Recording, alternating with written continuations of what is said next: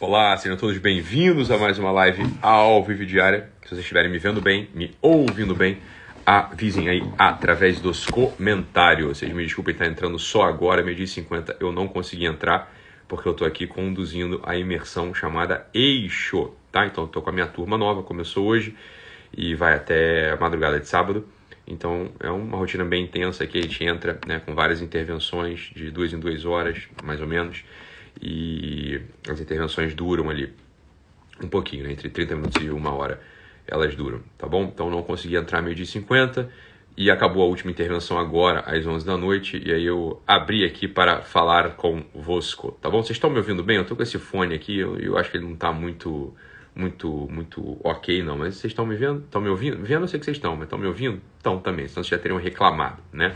Beleza, pessoal, olha, vocês sabem, né, que todos os dias eu vou estar aqui com vocês nas nossas lives diárias, tá bom? Então, vocês me desculpem aí, meio-dia e 50 não ter conseguido entrar e nem avisar também. Eu estava realmente totalmente imerso e entregue ali na imersão chamada Eixo. Beleza? Beleza. Então, olha só, eu queria falar com vocês uma coisa aqui, que é um pouco, enfim, circunstancial e periférica, mas se você levar a sério e prestar atenção, você vai ver que não é tanto, tá? Eu queria falar sobre uma coisa chamada comédia com vocês aqui. Eu já estou há um tempo para falar sobre isso. E a comédia, o humor, ele apareceu hoje nos meus stories quando alguém me perguntou assim, o que é que não pode faltar? Eu fiz aquela... Não, vamos lá. Ontem eu gravei o programa Covid Hoje, que foi ao ar hoje, né?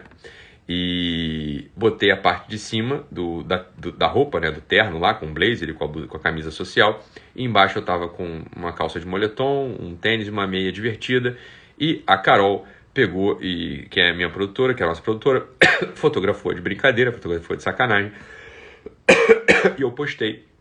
E fez sucesso. A tal e fez sucesso lá. A indumentária high-low, né? O high-low é mistura de tecidos e mistura de qualidade de produto. Eu não vou ficar discutindo aqui sobre moda, porque não é sobre isso, tá? Não é sobre isso o assunto da live de hoje. E aí começou essa brincadeira de moda, né? O pessoal perguntando então faz um curso de moda, fala sobre moda, etc, etc. E alguém perguntou hoje o que não pode faltar, sei lá, para mulher. Estavam falando sobre roupa. E eu, claro, brincando ali, brincando não, falando muito sério, mas dando um drible na pergunta, eu falei, não pode faltar na mulher o bom humor. Mas não é que não pode faltar o bom humor só na mulher, não pode faltar no homem também o bom humor, né? O bom humor é como se fosse um desses sinais que livram a gente de uma tirania, né? Da tirania da desesperança, da tirania do medo, da angústia, do vazio. E, né, é claro que a gente tem um humor, a gente tem um bom humor natural, que pode ser natural, e a função dos comediantes é dar pra gente a tônica do humor. Assim como é a função dos romancistas, dá pra gente a tônica das possibilidades humanas, né? Dá pra gente a tônica dos tipos de vida que a gente pode escrever nesse mundo, né? Nessa nossa história. E para isso serve a literatura. Para que servem os comediantes? Os comediantes eles servem para mostrar pra gente arquetipicamente, ou seja, mostrar pra gente quais são os caminhos que a gente tem nesse mundo para que a gente se livre da desesperança, para que a gente se livre do terror, para que a gente se livre do medo, para que a gente se livre da chatice, para que a gente se livre de todos esses sinais, de todas essas condutas que jogam a gente para baixo, numa materialização, numa cristalização. Tá ou não? É para isso que serve o comediante. E aí, quando você vai olhar hoje para a nossa literatura, mas quando você vai olhar hoje para a comédia, que aparece como o que é possível para o homem, ou seja, como é possível hoje o homem rir? Quem deveria estar marcando o tom e quem marca o tom, né, são os comediantes, por ofício, né, são os comediantes. Então, ocorre que, quando a gente vai olhar hoje para a comédia que se apresenta para a gente, falar livros de comédia, livros cômicos, não tem. Né? Você não tem um livro que seja uma comédia escrita. Então você tem números e apresentações. Houve aqui, há uns 10 anos, a entrada do stand-up comedy como algo, né, como assim, a grande cara da comédia. Né, a grande cara da comédia. Tá? Novamente, nacional. O stand-up comedy, ele faz uma coisa que poderia funcionar muito bem. Né? Poderia funcionar muito bem. Ele trata de temas prosaicos e cotidianos, como, por exemplo, a tentativa de você cancelar uma ligação, uma conta da TIM. E aí o stand-up comedy pega e começa a fazer piada sobre esse assunto. De tal modo que você, quando tentar cancelar a conta da TIM, você não vai ficar tão irritado, você vai se lembrar daquela piada que ele fez lá. Né? Ele fez uma piada. Então uma coisa seria absolutamente irritante você tentar cancelar a conta da TIM. O sujeito do stand-up comedy, né? Ele te mostrou como você lida com isso de tal modo que você não fique tão irritado. Ora, isso funciona muito circunstancialmente. Né? Muito circunstancialmente. Porque o stand-up comedy ele não tem uma pretensão universal. Para o stand-up comedy poder funcionar, ele deveria tratar de todos os temas prosaicos e cotidianos, de todos os tipos humanos, de todas as classes sociais. E ele não consegue fazer isso. Por definição. Por isso que o stand-up comedy ele é um tipo de baixa cultura da piada, da comédia. Né? Assim como algumas manifestações musicais não são alta cultura, são baixa cultura. O stand-up comedy ele é baixa cultura do ponto de vista do humor e da comédia. E hoje é a única coisa que é ofertada pra gente com alguma qualidade. Com alguma qualidade. Porque o resto do que se diz comédia no nosso país é política, é politicagem. É tomada de posição política. Assim como a literatura virou panfleto. Né? A literatura virou panfleto político. Tomada de posição ideológica. Isso não é nem comédia, não, isso não é nem literatura e nem comédia. Né? Nem comédia. Por que diabos as pessoas aqui andam tão irritadas, amedrontadas, tristes, no fundo, assustadas? Por que diabos uma pandemia como essa consegue de fato baixar a moral e o espírito das pessoas? Por dois motivos. Porque a religião vai mal das pernas e porque a comédia verdadeira sumiu do nosso horizonte. Sem religião, ou seja, sem uma visão transcendente do mundo, e sem a comédia, ou seja, uma capacidade de transformar essa realidade trágica numa visão de que o destino está na mão dos deuses, retomando a comédia grega, né? Sem essa visão da comédia, o homem, ele quebra. O homem não aguenta o peso do mundo. Não aguenta o peso do mundo. Então, quando eu entro aqui nos stories fazendo graça para vocês rirem, isso é pedagógico. Não é porque eu estou bêbado. Em geral, eu não estou bêbado. Quando vocês acham que quando parece que eu estou bêbado nos stories, fala, guarda o Ítalo bêbado, faz um monte de história que aí eu fico rindo. O que eu estou fazendo? Eu estou tentando te ajudar a se livrar desse peso infernal. Esse peso infernal, que é a vida, que fica a vida sem religião e sem comédia, porra. Então são duas coisas que você vai me ver fazendo sempre aqui. Eu vou sempre tentar elevar o teu espírito através dos elementos da religião e através da comédia.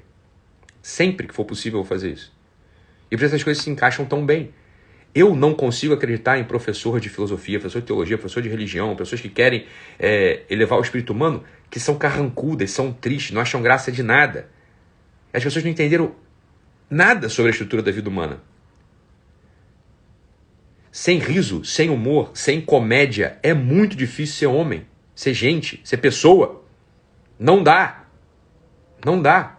Você vai ser esmagado. Esmagado pela decomposição do mundo. Se você não aprende a rir da decomposição, se você não aprende a rir de você mesmo, se você não aprende a rir das coisas ridículas que te acontecem na vida cotidiana, se você não aprende a rir de si mesmo, por exemplo, né? Imagina, eu sou um pai de família, 6, 7 filhos, né? O 7º tá vindo, um médico, empresário, bem-sucedido. Olha, eu apareci num tutorial de maquiagem zoando tudo, passando maquiagem na minha cara. Isso é humor, isso é comédia. Tinha 9.000 pessoas rindo daquela palhaçada. É exatamente isso. É exatamente isso, olha. O Instagram tentando me bloquear, tirando a minha conta, eu vou fazer o quê? Eu vou chorar? Eu vou rir. E vou fazer os outros rirem. Para que a vida tenha sentido, meu Deus do céu.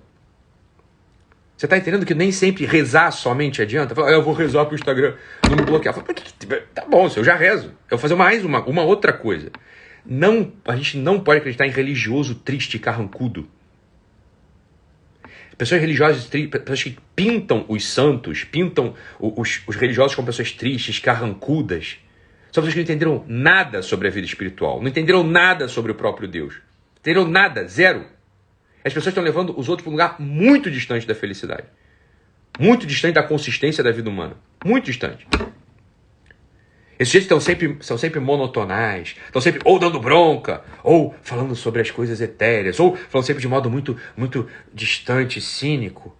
Fala, cuidado com essas pessoas. Essas pessoas, vamos lá. As pessoas querem te levar para um caminho infernal. A vida vai se tornar um peso insuportável. Insuportável. Se tu não aprende a rir, a sorrir, você não aprende a não se levar tão a sério, a fazer piada das circunstâncias concretas e cotidianas, não é virar um bobo alegre, meu Deus do céu. Olha pra mim, eu não sou um bobo alegre, eu sou uma pessoa que construiu um monte de coisa na vida, que ajuda um monte de gente. Que as pessoas não se suicidam, melhor da depressão, melhor da ansiedade, né? Voltam a ter religião, voltam a ter confiança na família, confiança em Deus. Fala, porra, não é virar um bobo alegre, mas a comédia ela tem um lugar próprio na vida. Assim como a seriedade. Né? Então, é urgente aprender a voltar a rir.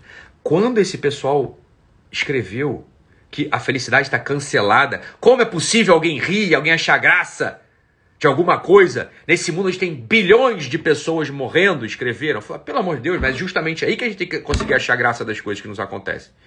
Porque a vida já está insuportável. Porra. A vida já está insuportável. Então é evidente que eu tenho que conseguir rir. Né? Olha, essa é uma virtude que você tem que aprender a voltar a ter. É uma virtude que você tem que aprender a voltar a ter. Não se levar tão a sério. Rir. Achar uma linha cômica que faça sentido dentro sei lá, da tua existência, dos teus valores, da tua origem, da tua história. Eu acho muita graça. Eu particularmente acho muita graça. E eu sei que não é nem todos mesmo. Nem todos mesmo compartilham disso, né? Eu acho muita graça dos comediantes ali do Hermes e Renato. Aquele negócio era muito engraçado. Era muito engraçado. Você vê, o próprio Paulo Gustavo, ele é engraçado. Ele era engraçado. Né? Tinha personagens engraçados. Mas era repetitivo. Né? Era repetitivo. Ele era realmente engraçado. Ele era um bom comediante. Mas repetitivo. Né? O Hermes e Renato, eles exploram de vários modos, vários domínios do humor. Vários domínios do humor. Por exemplo, o humor negro. O humor negro, ele tem seu lugar. Ele tem que saber fazer. Tem que saber fazer. Não é pra você fazer humor negro. Provavelmente você fazendo humor negro vai ser só uma projeção de frustrações, uma projeção de insegurança. Mas o humor negro bem feito, ele funciona muito bem. Ele é importante, ele é necessário. Eu tenho que conseguir antecipar o que eu faria se eu perder um braço, se eu perder uma perna. Isso é humor negro. O que o humor negro está fazendo? Ele está te antecipando algo que seria simplesmente uma tragédia. Perder um braço, perder uma perna, né? Você ser uma minoria, você ser... É isso que o humor negro ele faz. Ele antecipa algo que simplesmente seria uma tragédia se acontecesse com você. Mas você, conhecendo os caminhos que te fazem rir, por exemplo, de um aleijado, você não está rindo do aleijado, meu filho. Não é isso que presta atenção, não seja imbecil. Não é isso que o humor negro está fazendo. O humor negro não está falando para você rir do aleijado, para você rir, sei lá, do preto, para você rir do judeu. Não é isso que ele faz. Ele está dizendo o seguinte: se você, porventura, for jogado no campo de concentração, se for uma minoria desfavorecida, se for uma pessoa que perde uma perna, o que você vai fazer? Você vai se deprimir e você vai achar que o mundo te deve alguma coisa, ou você vai encontrar os caminhos do sorriso e do riso? Né? Logo, o humor negro ele é absolutamente necessário. Mas foi cancelado também. Eu não gosto, né, de humor negro. Você é um pudico que vai ser o primeiro a ser esmagado quando alguma coisa que você acha que você controla fugir do teu controle, porra. Isso vai acontecer contigo.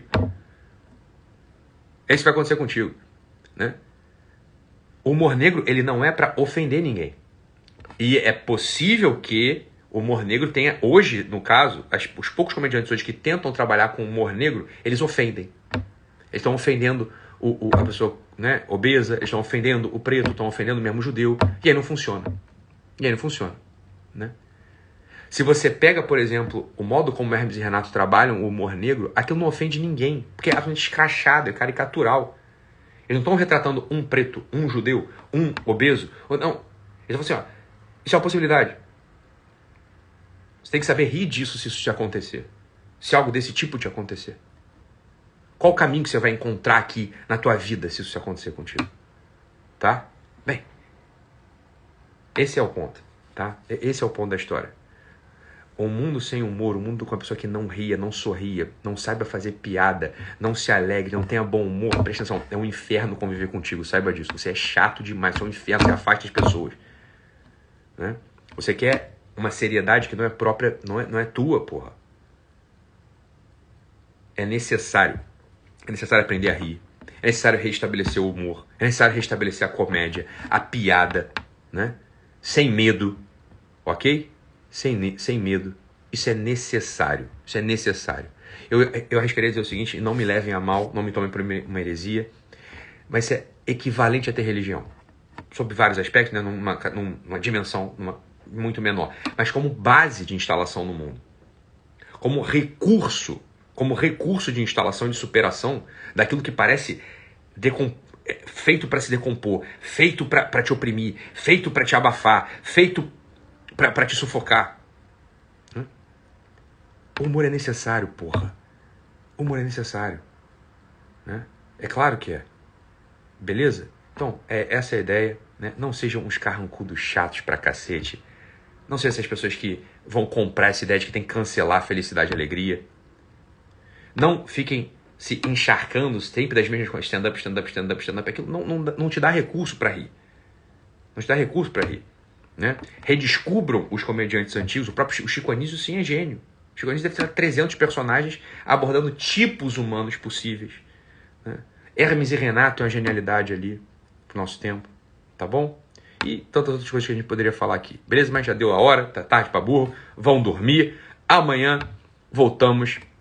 Espero poder voltar ali mais próximo, não 11 da noite, né? Porque ninguém aguenta, né? Mas amanhã nos vemos mais uma vez nas nossas lives ao vivo diário. Então tá bom? Fica com Deus, um abraço e até mais. Tchau, tchau, pessoal.